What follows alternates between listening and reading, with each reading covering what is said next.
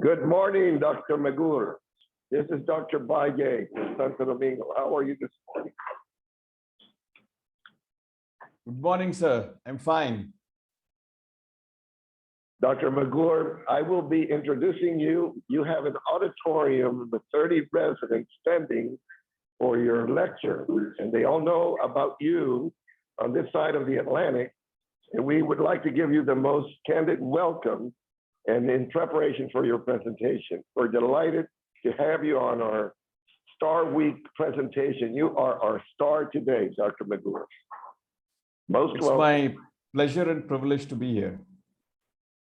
So you can start, I will stop sharing my screen, and then you can begin sharing yours, okay?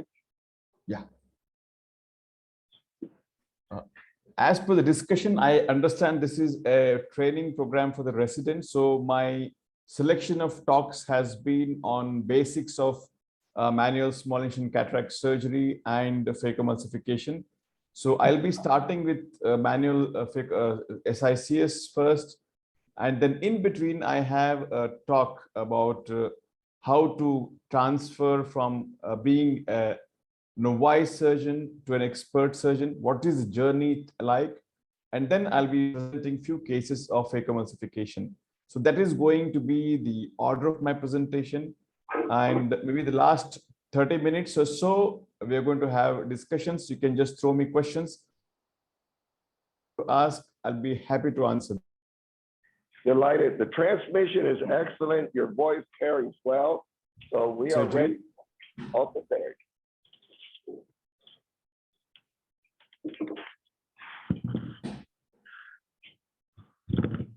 I'm unable to share my screen. I think somebody has to change the settings there. We'll do that right away.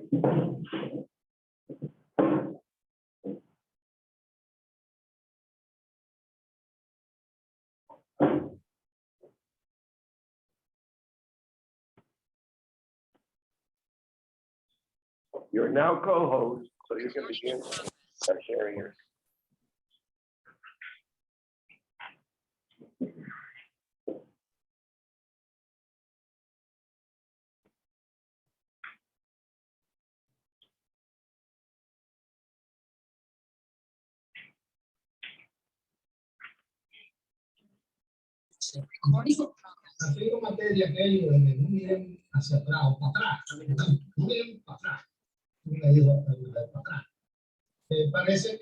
It has an audio recorded. I create the initial partial thickness small groove which is used for stabilizing the globe. I create the initial partial thickness small groove which is used for stabilizing the globe. I'm injecting 1 ml of lignocaine in the posterior subtendon space using a blunt cannula. The external incision is about 6.5 mm, slightly frown. It's about 1.5 mm from the limbus. And during the tunneling process, I'll be using the previously created small groove to hold the globe, and I'll be using a Hoskins forceps to stabilize the globe. There is some amount of bleeding. I could have used a cautery, but usually it suffices. I don't usually prefer to use a cautery, but if the visibility is really bad, one can as well use it. No issues. While doing the tunneling, I ensure that the internal corneal entry when I'm doing the tunnel is at least 1.5 mm throughout the entire stretch of the tunnel. And this is very important.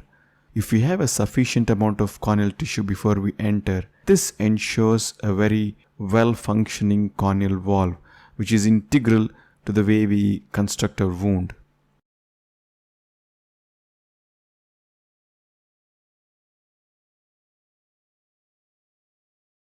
The viscoelastic which has been placed in the tunnel delineates the exact configuration of the sclerocorneal tunnel. Time to enter the antechamber. I'm using a 2.8 mm bevel up blade to enter the eye, and while extending it laterally, so always the cutting is done when we enter inside, not while coming out. This ensures that the internal lip always remains parallel to the limbus.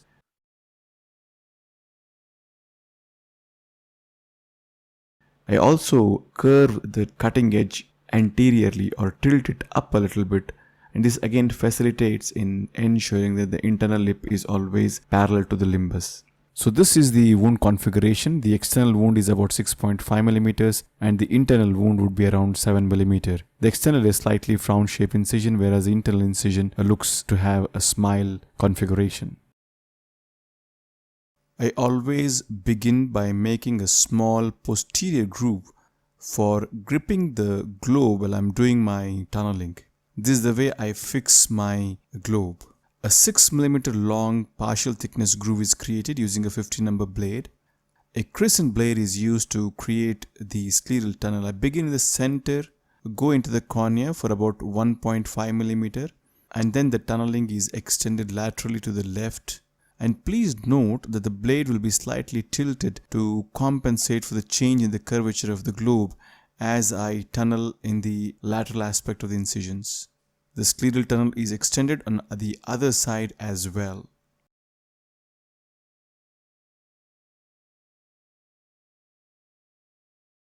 A 2.8 millimeter bevel up sharp keratome is used to enter, and then the inner lip is enlarged. And please note that the cutting is done only as I enter, not while coming out. The cutting is done only when going in. As the extension is being done, please also note that the cutting edge is tilted up. This ensures that the inner lip always runs parallel to the limbus. A lot of attention needs to be given to the way we construct the scleral corneal tunnels, and the sad part is the internal incision is always ignored. We need to have this biconcave pattern of both the external and the internal incisions with respect to the limbus, which ensures greater stability of the wound, which results in long-term refractive stability. This film is intended for eye surgeons for training and is strongly recommended.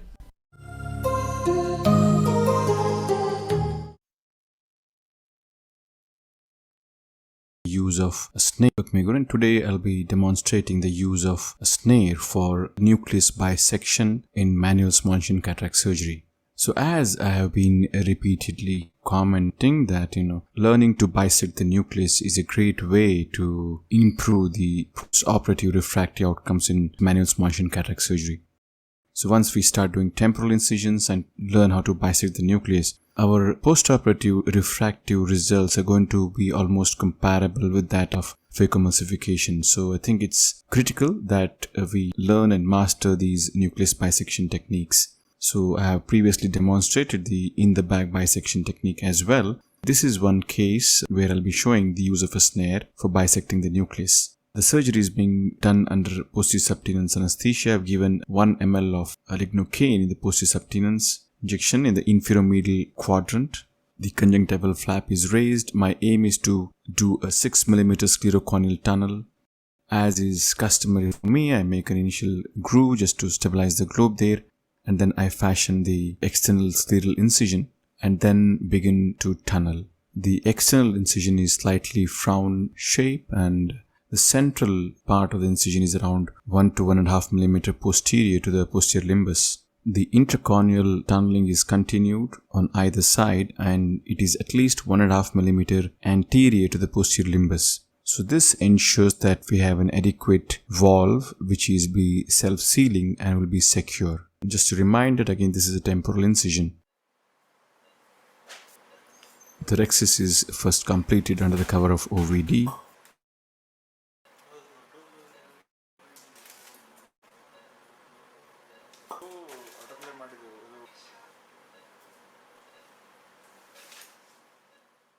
And after that, I'm going to enter the antechamber through the main wound. Again, while creating the internal incision, care is taken to ensure that the inner lip runs always parallel to the limbus. So this ensures that your valve is functioning very well, and these wounds are very strong, and they also ensure very good refractive stability in the postoperative period.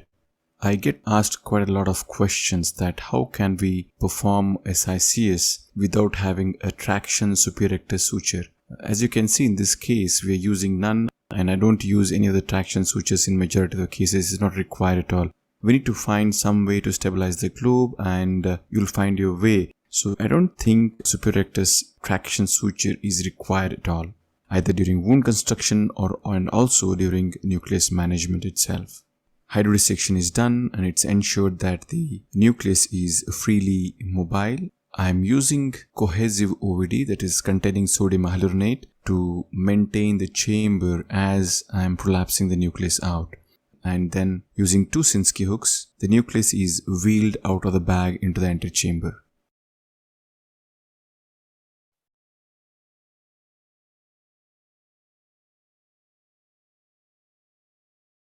The chamber is refilled once again with the sodium hyaluronate just to create and maintain some space as I'll be introducing the snare. I've reduced the diameter of the loop as it is entering into the eye. It's entered in slightly oblique fashion, and then once it goes under the nucleus, the loop diameter is increased slightly so that it just goes and hooks the entire nucleus. I'm now just positioning the snare to be exactly at the center of the nucleus so that I get equal sized heminuclei. So once I'm sure that the positioning is alright, now is the time to bisect the nucleus. So the snare is pulled and this dense nucleus just snaps into two quite effortlessly. And the chamber is again refilled with OVD. I'm using sodium hyaluronate to reform the chamber, and I would recommend this OVD instead of HPMC in people who are learning this technique because the chamber maintenance is quite good and better than HPMC. So HPMC also works equally fine, but I think until we get enough experience with this technique, the sodium hyaluronate option would be a much more safer option to choose. Using a small vectus and a dialer, I'm going to extract each of these fragments out in the Faco sandwich technique. It's important to use a smaller vectus as in this case because if we use a bigger vectus, then probably the heminucleus can slip into the loop itself. The OVD is again refilled back and the second heminucleus is also extracted out.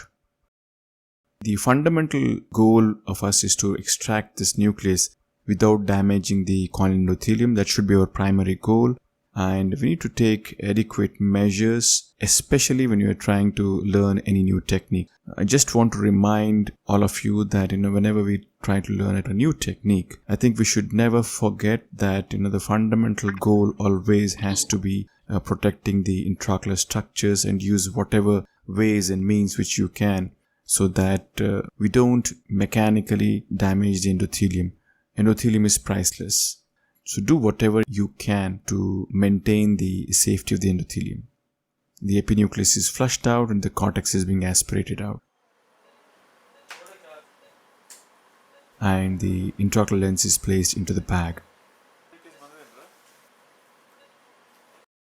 So we have a nice secure wound temporally which produces very little astigmatism in this patient. Let's go back and rewind the case and observe the snaring technique. The fundamental principle is to maintain the antechamber when you're maneuvering with the snare inside the antechamber. So a good cohesive OVD is going to do the job for us. And when you're introducing the snare, it has to be slightly oblique and the diameter of the loop has to be reduced. And as it goes and begins engaging the nucleus, the loop of the snare has to be gradually increased and just enough so that the entire circumference of the nucleus is engaged. And then it's time to just position it appropriately so that I get two equal sized heminucleus. Once we get this, the next step is very easy. Just pull the string and the nucleus are broken effortlessly. And again, while removing each of these fragments, it's important that we maintain the chamber always and never compromise on the safety of the corneal endothelium. So that's it. Thank you for watching and hope you found this helpful. This film is intended for eye surgeons for training and strongly recommended.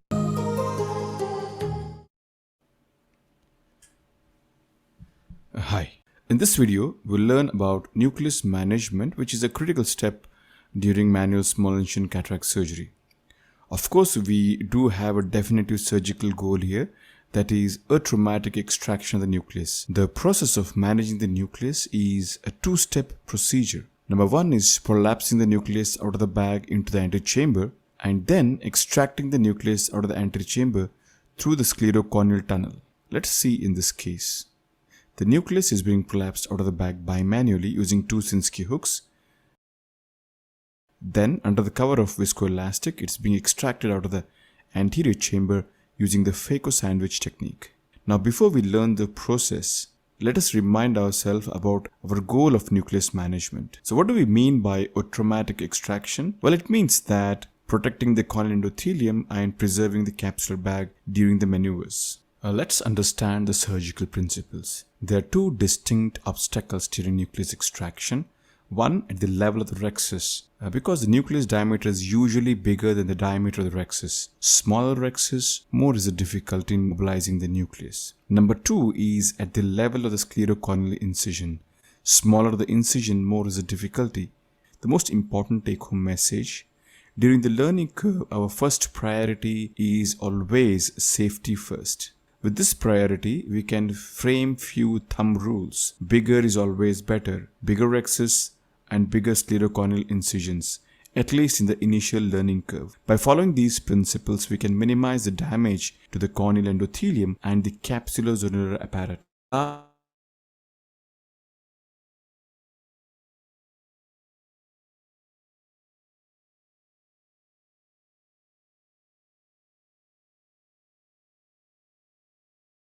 And also aids a bit in the mobilization of the nucleus.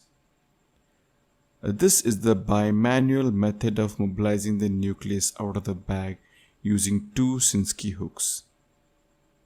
One of the hooks is pushing the nucleus down. At the same time, the second hook is engaging the equator of the nucleus, and then using the 2 instruments, the nucleus is rotated out of the bag. So let's examine this in slow motion. One hook is gently pushing, the second one hooks the equator, and now both the instruments are used to rotate or wheel the nucleus out of the bag. OVD is being injected around the nucleus. It's both below and above it. The OVD is our superhero. It protects the endothelium and also other structures like the iris and the capsular bag. Now time to perform the nucleus extraction. I'm demonstrating the Faco sandwich technique. 2 instruments which are used are the wire vectis and the lens dialer. The vectis is slid under the nucleus, and the lens dialer pushes the nucleus down, and then the entire mass of the vectis in the nucleus and the Sinskey is pulled out through the main incision. Let us observe these steps through the side. Now this is a side view. The OVD is put below and in front of the nucleus, and then the vectis gets under the nucleus and the dialer above it. It's important to note the vectis is engaging only 2/3 of the length of the nucleus, and this is important. This ensures that the iris is not engaged. The dialer pushes down on the nucleus, and then the nucleus is encompassed between the vectis and the dialer. Now, the entire mass, that is the dialer, the lens and the vectis, are gently moved out, pulling the nucleus out of the antechamber through the sclerocorneal tunnel. Let us look at a few more cases. This is a decently large rhexis. Hydrodissection is done. The nucleus is then bimanually wheeled out of the bag into the antechamber.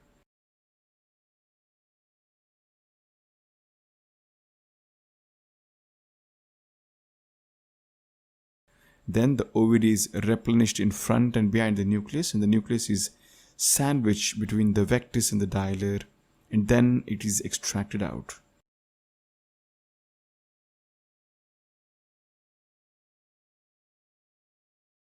So the take-home message here would be to master the art of mobilizing the nucleus out of the bag using the bimanual technique.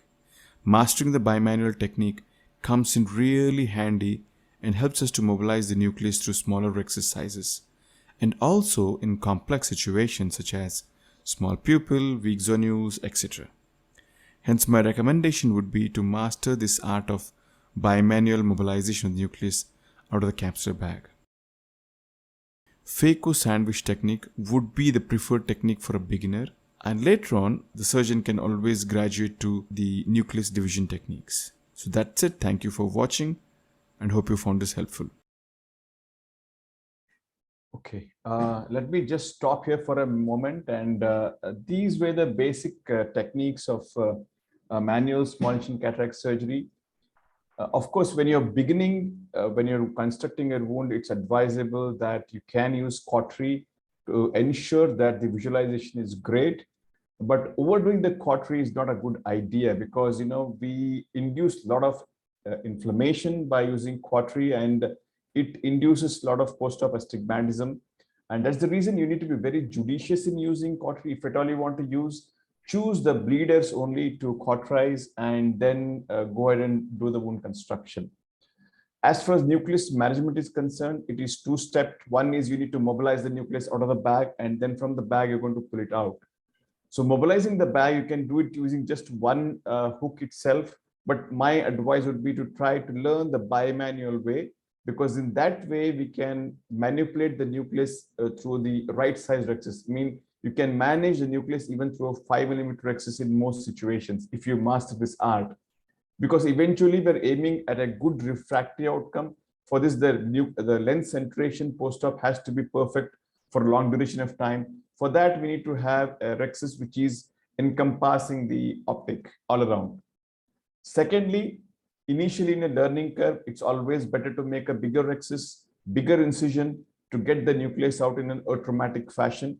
But once you're confident enough, gradually you can decrease the rexus size to the optimum level of 5.5mm, and also the incision size to take out the nucleus. Last step would be to learn the art of bisecting the nucleus. There are a couple of ways which I demonstrated, so that should be the last part. And if you can do a temporal small incision cataract surgery of 6mm or 6.5mm incision, the results are going to be very much similar to that of facoemulsification, because we don't induce much of an astigmatism when you're sitting temporally. Even a 6mm incision will not induce more than 0.75 diopter of a cylinder for that. So in our country, it's a very popular surgery which is being done by majority of the surgeons because of the cost efficiency. That's the primary reason. But I believe that every surgeon in the world should know and learn the art of manual small incision cataract surgery, because it's a great surgery. It's very skillful, and in certain circumstances, I think that should be the best ideal when things get complicated. And moving on, I'll just try to share a slightly different video on the journey from a novice to an expert. So this is just to inspire the residents or the fellows who would be part of this meeting. Dr. Megur, a short question about the use of decompression or super pinky or Honan balloon before M6. Do you decompress the orbit or not? No, we don't do it, sir, because as you saw, I gave the blocks on the table itself. So it's not necessary for us to give a full-fledged block as well. In the initial part, you can do all those things. In the initial learning part, you can decompress by giving pinky. But over a period of time, it has become as less invasive as facoemulsification. Just 1 or 2 ml of your lignocaine in the postisubcutaneous space will do the job. So you can do the pinky ball compression in the initial part, but usually it's not necessary. Thank you.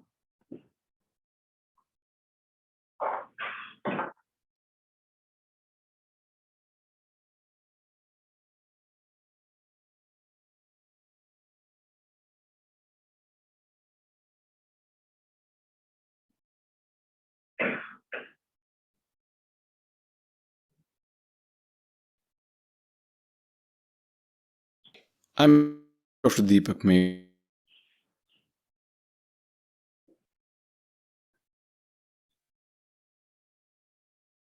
I'll be speaking on the journey from being a well, it's almost universal. All of us in the beginning of our career have to be novices before learning surgical skills. As we all know, surgery is a skill based, and there are different stages of skill acquisition. Dreyfus and Dreyfus have devised this 5-stage model of skill acquisition, wherein they have classified the level of skill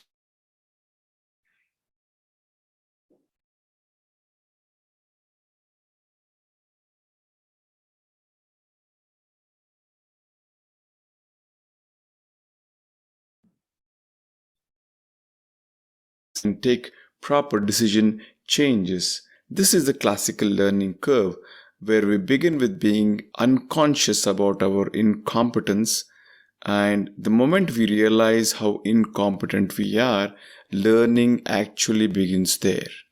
Now, how long is the journey going to be to becoming an expert is going to depend upon one person. That's the person in the mirror. That's the surgeon himself. It depends upon his degree of motivation. It was very difficult for me to concise all the ideas into 7 commandments, but this is the best I could squeeze in. So the first commandment would be attitude.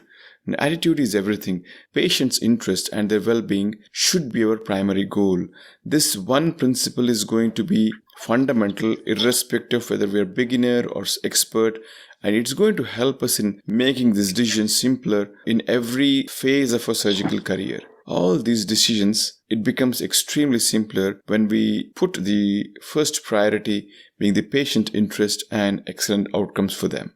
The next best virtue to have is going to be learning to say wow.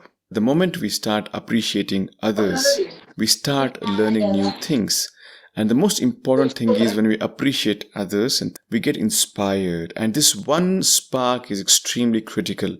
That can ignite you and lead you to greatness. And when you get inspired, it's not difficult to find a mentor. Find many mentors offline or online, which is going to be extremely easy. And focus on learning one thing, that is, try to learn the art of thinking from the master. The next important commandment one to follow is one needs to be obsessed with pursuing excellence. Never chase success, as has been more beautifully and aptly told by Rancho in Three Idiots. If you pursue excellence, success will follow hands down. Well, it's old-fashioned, but it's a fact that only these 3 things, this focus, passion, and dedication, are the pillars on which our pursuit of excellent journey can be achieved.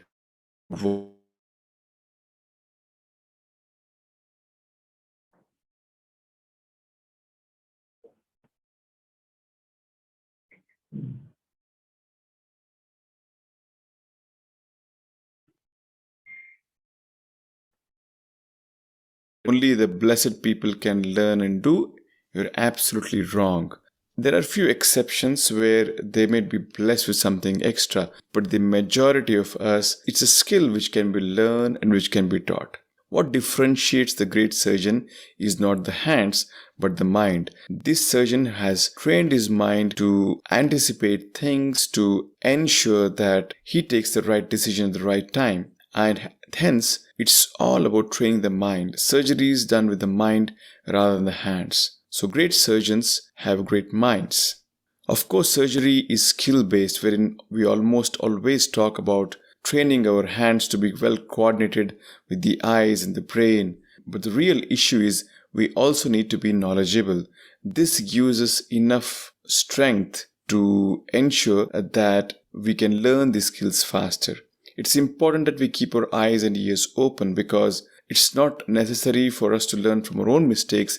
We can also learn from other people's mistakes. Knowledge ensures that the decision making is done much more better way in the event of any crux situation during a surgery. Now moving on to more technical things. It's important that we get our basics right. First thing to ask ourselves is, am I seeing well? By that I mean that we need to ensure that our focus is absolutely spot on, the centration is good, and the magnification is appropriate for us to see well. Seeing well is to do well.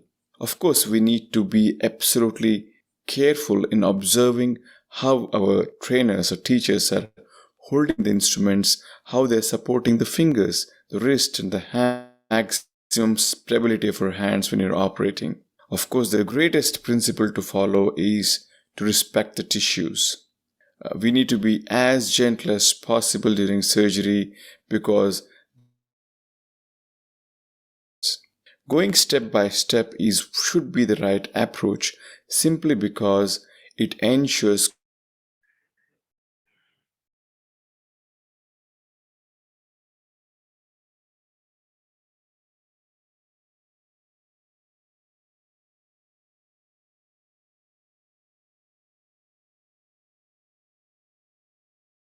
because It's the best way to enhance your microsurgical skills. Most important would be periodic self-assessment and critical thinking. The goal should be to always ensure that there is a constant self-improvement. How are we going to assess ourselves? The single most important tool would be to review your surgical videos. The reviewing your surgical videos is going to be the most valuable teacher.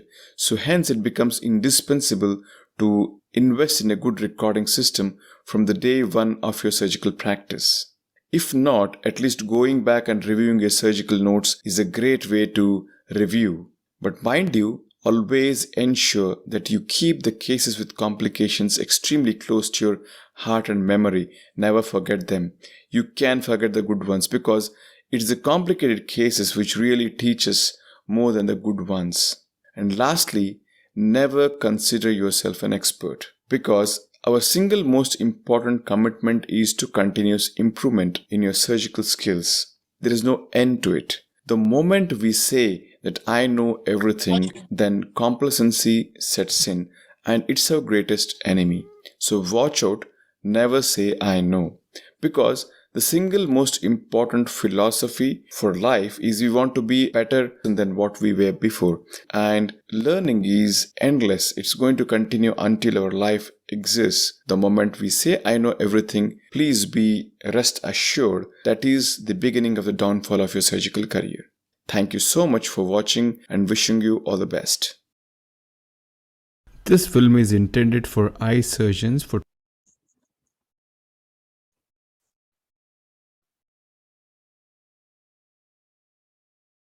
Okay, now we'll come back to the surgical part of it, and I'll begin with the how do we usually go ahead and do a rescue technique and just show you the rescuing the rexes.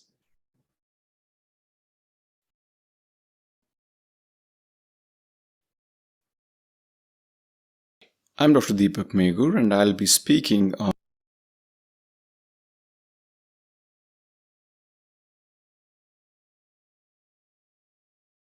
this film education purpose recommended. Hi, in this video I'll be sharing the usual rexis rescue technique, although with a slight modification. So what is this modification? Let's find out. So this is a case which is planned for facoemulsification and the rexis is being done. And suddenly it just decides that it wants to go to the equator. So I was using the needle and I needed to stop at this moment. It's important for us to realize that we need to stop at the right time because if it is too late, we can't retrieve it and needle is not the right tool to deal with such a situation. The first thing to do is to put in OVD through the opposite port so that the antercapsule lies flat. So you want to flatten the antercapsule, that's the first step. And then I need to do the rescue maneuver, that's a little rescue maneuver. I'm going to use a micro forceps through the other side port. But before that, I'm trying something new here. This is a technique which I read in some of the social messages. I'll just demonstrate the technique and then I'll let you know from whom I learned this technique. So I'm using a spatula-like instrument. This is basically a globe stabilizer which I use for stabilizing the globe, which was there in the tray. And I'm using this to depress the sclera in the pars plana region exactly adjacent to the area where the tear has extended radially. The idea is to relax the zonules as the tearing process happens. So I've introduced the forceps to the opposite side port so that the angle of attack is quite appropriate.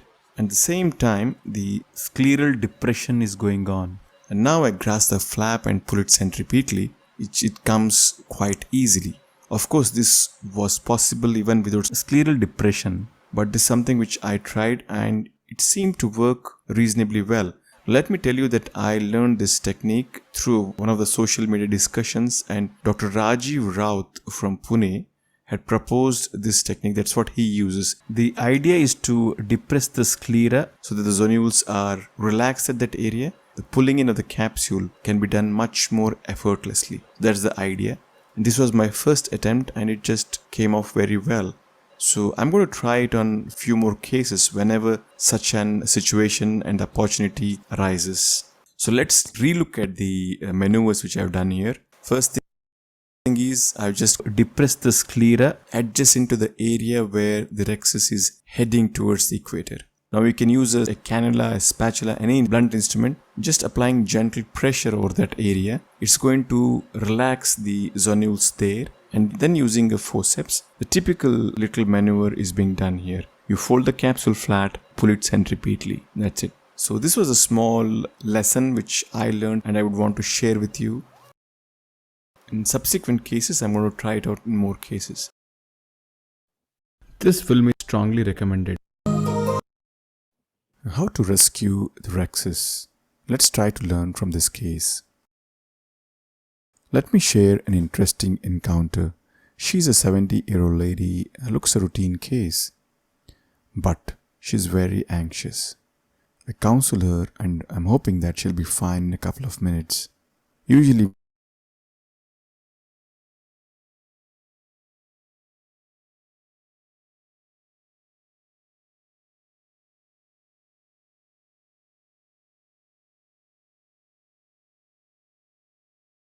so I switch to forceps to stabilize the globe. The surface is very well anesthetized and she's comfortable as far as pain is concerned. The rhexis is initiated with the needle and I'm trying to be as slow and controlled as possible.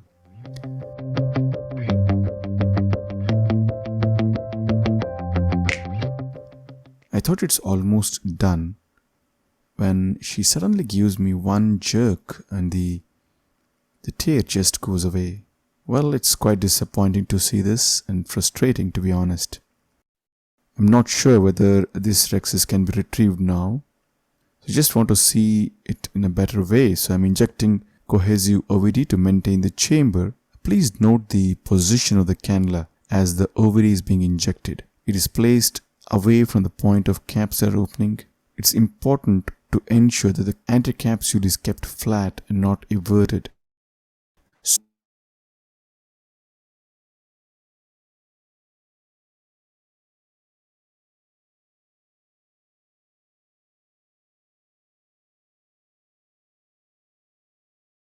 Can be retrieved. I plan to use the Dr. Brand Little's technique of pulling in, and I have got 3 ports to perform this maneuver, but let me analyze which port would be better for me to perform this maneuver. It's important to avoid the main port as it's going to hinder visualization, and with the bigger port OVD can escape out and there might be some shallowing of the antechamber which could prove detrimental. So I'm choosing the side port on my right hand side. This provides comfortable angle of attack, excellent visualization, and the small port minimizes the escape of OVD. The globe is stabilized with an instrument, and to the other side port I'm using a microforceps. The flap is held flat. No attempt is made to evert or fold it. Then it is pulled centripetally in a swift manner. We can see that the direction of the tear changes and comes towards the center. Now as the tear is under control, the flap is folded and the rhexis is completed in the usual manner.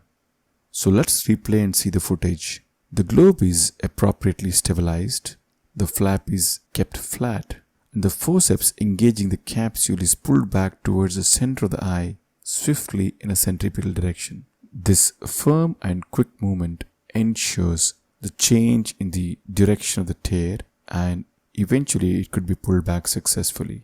Once the rhexis is completed, rest is the routine stuff. Hydrodissection is done and the nucleus emulsified.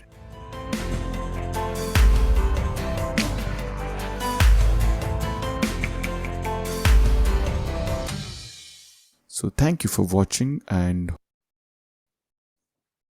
So this was a few things about the rhexis, and I'll be showing a few videos on Facoemulsification, and then maybe we can have a discussion. Please just note down your questions so that I can just take them.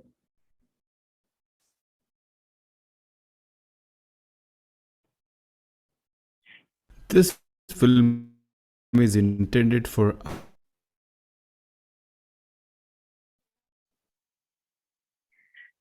Hello, welcome back to the Back to Basics series. Stop and chop technique is a popular technique among most cataract surgeons, and certainly more so among the surgeons in the early part of their career. Today I am using this technique in one such eye, and during the course of the video I'll be sharing few practical tips so that the learning curve of the beginner surgeon will be shortened. This is a 60-year-old lady with a dense, mature cataract. The incisions are created. The anterocapsule is stained. Thailand. Thailand.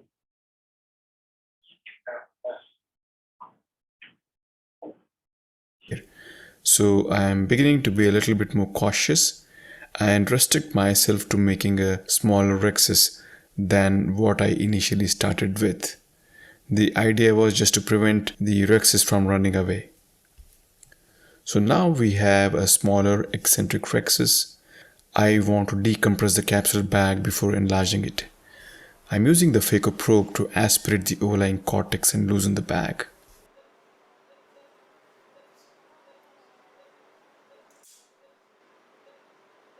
Then a tangential cut is made with the micro scissors. The flap is then held with the forceps and the rhexis is then enlarged.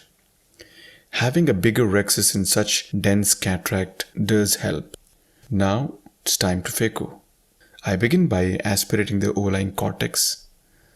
For sculpting, these are the settings which are being used. The first two small trenches are slightly wider, which will allow the tip and the sleeve to have access to the deeper part of the nucleus. As I begin to sculpt, let me pause and highlight two key things here. Number one, I'm using the maximum preset energy during the forward stroke of sculpting. That is, I'm pushing my foot pedal totally down. Number two, the chopper is stabilizing the nucleus during sculpting. So we need to remember that the nucleus should never be pushed or shoved at during sculpting. By using the right amount of energy and by stabilizing the nucleus with the second instrument, we can create these trenches with the least amount of stress on the capsulozonular apparatus. The nucleus is rotated and the groove is elongated on the other side. Please note the position of the second instrument, which is stabilizing the nucleus, and also the energy being used during the forward stroke. It comes back to zero as the tip moves back. The nuclear material should be effortlessly melting in front of the tip as the groove is being progressively deepened. I have achieved around 80% depth and this should be fine. Now the key to achieve the lateral separation effortlessly is to have a deep groove and also to keep the two instruments which are used to separate deep in the groove. They have to be as deep as possible before moving them laterally. So if we can achieve this, we can get the crack effortlessly. Then I rotate the nucleus and repeat the same maneuver at the other end to achieve a complete split. The long chopper helps us to place it deep into the groove. Now moving on to the chopping maneuvers. The settings are changed. I prefer to use longitudinal energy in burst mode for this. The most important trick to achieve an effortless chop is to hold the nucleus in its center, or we may call it the belly of the nucleus.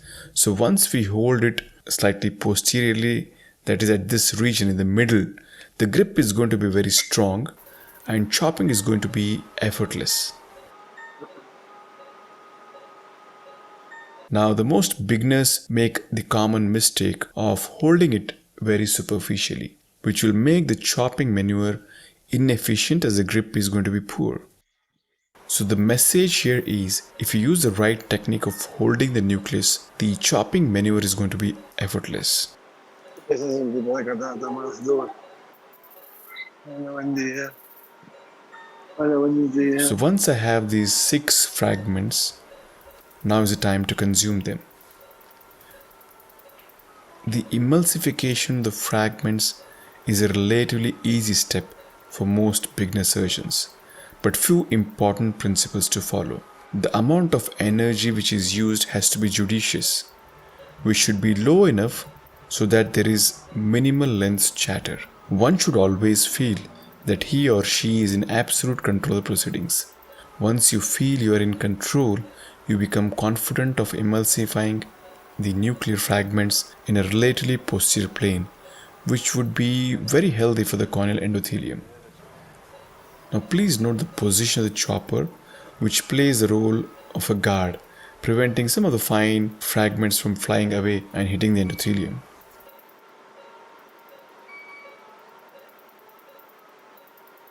Whenever we have a bigger excess, there's always this chance that some of the fragments escape out of the bag unintentionally, like this one. Now moving on to the last fragment. The power delivery is controlled using the foot pedal in such a way that the fragment just dances around the tip, which is held at the pupillar plane before the fragment just disappears. So this ensures that we have absolute control over the emulsification of the fragment, and it is being done at the right plane.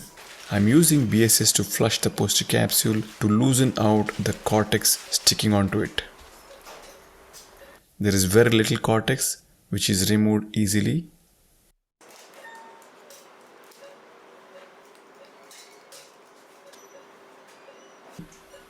The intraocular lens is placed into the bag.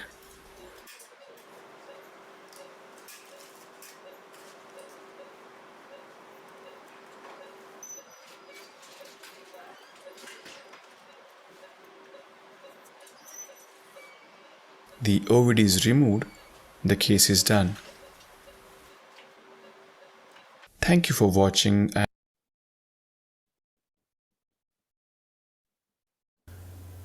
Hello friends, in the Back to Basics series, today let us learn about a few common mistakes that most beginner surgeons would make in the early part of their surgical career. In this episode, I'll be talking about nucleus management, which would be basically being sculpting and lateral separation. Let me remind you that the Back to Basics series is primarily targeted at the eye surgeons who are in their early part of their surgical career and the residents and the fellows. Let me take you through one such case being performed by a relatively new phaco surgeon, and I'll take you through this small video and try to analyze some things for you. We can see that the cataract is quite dense and the surgeon has planned to do a divide and conquer 4-quadrant technique. The rhexis is completed and the surgeon begins to sculpt. His aim is to create 4 deep trenches which will then be divided into 4 quadrants before emulsification.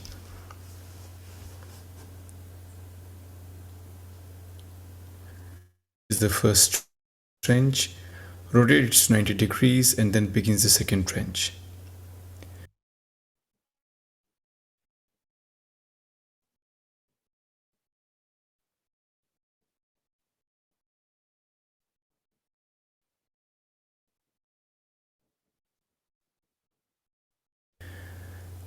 Well, eventually he has created the classical plus sign, which is what is identified with the divide and conquer 4-quadrant technique. Now let us rewind and try to analyze errors in this technique. For starters, we can clearly see that the nucleus is being mechanically pushed at during sculpting.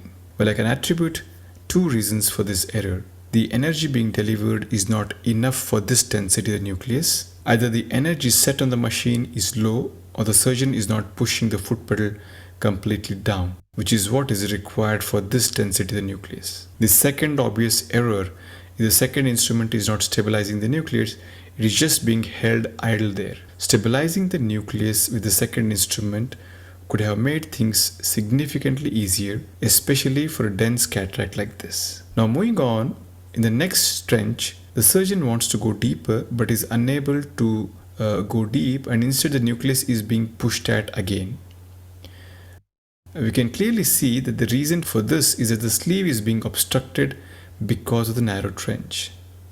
Well, the solution is very simple. For the tip to go deeper, the width of the trench has to be wide enough so that there is no obstruction for the tip and the sleeve to travel seamlessly into the nucleus substance, and then we can go ahead and create a deeper trench. So the trick is, wider trench will ensure deeper passage of the tip and sleeve. We can see the last trench is significantly better because the width is sufficient enough for the free passage of the tip, and also the surgeon has got the hang of the right amount of energy to be used for this density of the nucleus. Now moving on to the lateral separation aspect. All the fragments are separated from each other quite successfully, although it appears less well controlled. Few reasons for that. The site of the action is happening in the peripheral field of vision of the surgeon rather than it being in the center. And secondly, the two instruments are not placed deep enough in the trench so that the separation can be less stressful. So let us now go back and see how we can better this. So this is a similarly dense nucleus, and the first thing which I am doing here is I'm stabilizing the nucleus with my second instrument. And I'm using sufficient amount of energy which is adequate for this density of the nucleus so that the tip moves in very easily without it pushing the nucleus. In fact, we can see that the nucleus material melts in front of the tip as the tip is moving forward during sculpting. This strategy of stabilizing the nucleus and using adequate power during sculpting would cause less stress on the zonules and also on the PC. Secondly, we can see that the superficial portion of the groove is widened so that there is no hindrance for the tip and the sleeve to travel deeper into the substance of the dense nucleus.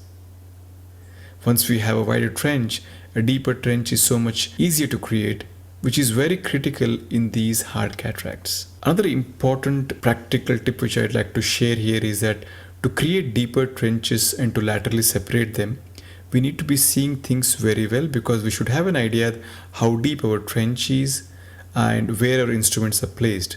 So it's important that we get the focus of the microscope spot on the place we intend to. That would be the posterior plate. And this would be the basic principle for any surgery. I believe that if we can see well, we can do well. So first ask yourself a question that, am I seeing well? Then you proceed. Once we start seeing things clearly, we are very sure of placing the two instruments at the right plane, which is as deep as possible in the trench and just above the plane of intended fracture. Then the fracture of the posterior plate is induced effortlessly. So the secret in these dense cataract is to have adequately deep trenches and place the instruments at the right plane, that is as deep as possible. Then it's very easy to laterally separate them. So to conclude, to critically analyze the not so obvious errors is very crucial for us as we proceed in the pursuit of becoming better surgeons. So focusing on these small things is going to help us in a long way. That's it. Thank you for your attention and hope this helps. Yeah, I'm all ready for your questions now. I think presentation should be enough. We can have some interaction now. Thank you, Dr. Megur. I had a question about how you size your rexus. How do you choose the diameter of the rexus? How do you make that judgment? I couldn't get your question right. Maybe some internet issue. Could you please repeat it one more time? The question is how you judge the diameter of your capsular rectus. What goes through your mind? Diameter of the capsular rectus. Okay, I think the question was how do I judge the diameter of the rexus? Correct. Yeah, when I perform the rexus, I think with experience, I just go ahead and do it. I don't have any marker or anything like that. But my aim is to have around 5 mm rexus in most cases. However, and usually it works well. I don't use any marker or anything. But there are certain situations where I would like to err on slightly bigger rexus. The situations would be that whenever I'm dealing with an extremely dense nucleus, I would want to be err on a slightly bigger rexus, and also in extremely soft cataracts as well, where sometimes managing the soft nucleus also becomes an issue. So these are the two situations where I would like to err on the slightly larger rexus, not on the smaller rexus. But for doing a rexus, I don't use any marker as such, but using a marker is a good idea. You can mark the cornea and aim for a 5mm axis. Many instruments are available for that, especially when in cases of myopia, where you have a very widely dilated pupil in a deep chamber. There, you could end up having a slightly bigger or a smaller axis. So that would be my take on the axis. The second question has to do with the choice of your second instrument in phaco. Obviously, it depends on the chopping versus divide and conquer technique, but what are your preferences for your second instrument? That's an excellent question. I think for divide and conquer technique, any hook or anything will do, but in a chopping technique, in most average grade cataracts, mean from grade 1 to grade 3, a simple SINSQ also will do the job. However, when I am doing a very dense cataract, that is grade 4 or plus, where the cracking the posterior plate becomes a little bit tough. These are situations where I would want to choose a chopper which is slightly longer so that I can have a better reach onto it. So preferably my choice of chopper for these dense cataracts is going to be a sharp tip chopper, which is at least 1.5mm long on its tip. So this is exclusively used for anything which is grade 4 and above. But for most cases, a SINSQ also does the job for average grade from grade 2 and grade 3. However, if you're doing a horizontal chop, then I would like to use a specific Chang chopper itself, because that gives better control in hooking the endonucleus and then scoring it. So these are my choices of the choppers. Very well. Now about the parameters of your Facoemulsifier. So the things that I saw is that you use low energy and low vacuum for the sculpting, right? And then what happens when you switch?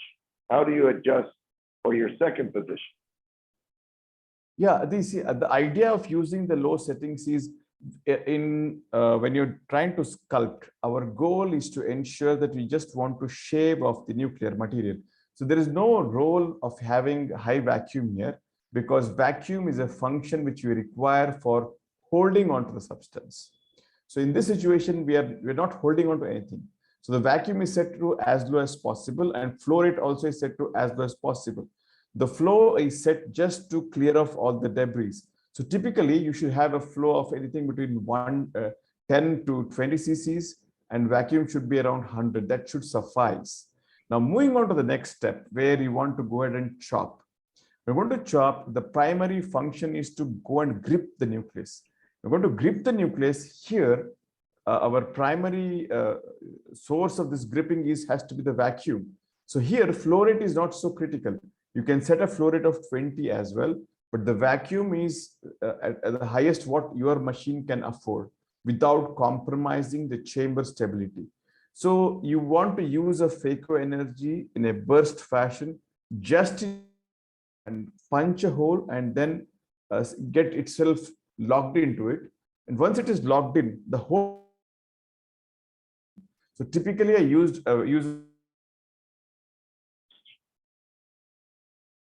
you hold, the second instrument is going to do the chopping business.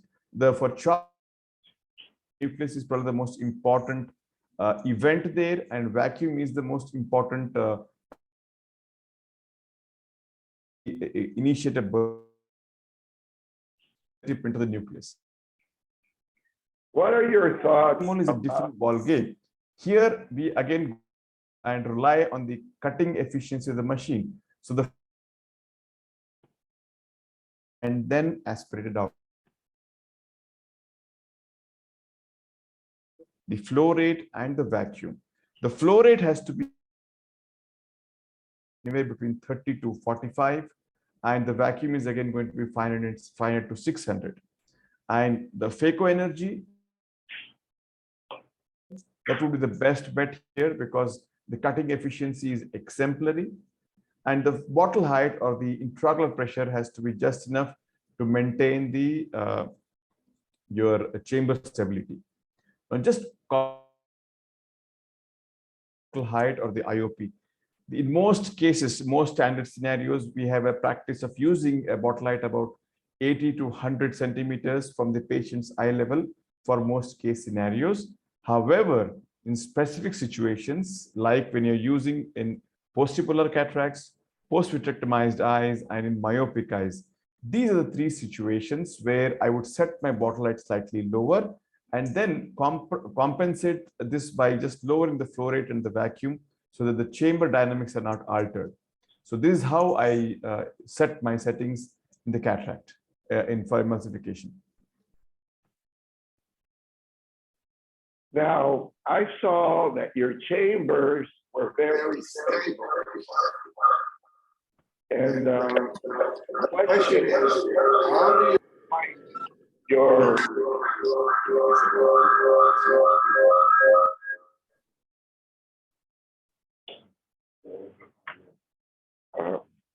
I repeat, when you have, I noticed that your chamber is very stable. Can you comment on how you create your side ports and your main incisions in phaco? I think the wound size, the chamber stability is dependent upon the balance of the inflow and the outflow.